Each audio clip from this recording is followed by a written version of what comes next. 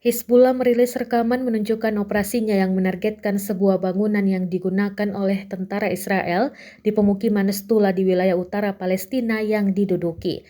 Serangan tersebut dilakukan pada Kamis 2 Mei 2024. Hizbullah mengonfirmasi serangan itu menyasar situs Zibden di peternakan Ziba, Libanon yang diduduki Israel dengan rudal. Ledakan tampak jelas dalam rekaman, menyebabkan satu lagi kehancuran pada kubu Israel. Pada waktu yang sama mereka juga menyerang situs Al-Zamawa di perbukitan Farsuba di Lebanon.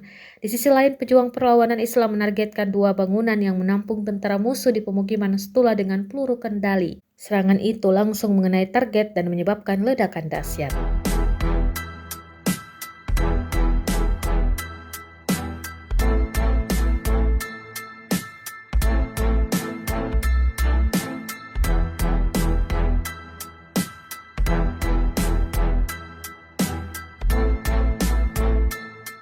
Download Tribun X sekarang, menghadirkan lokal menjadi Indonesia.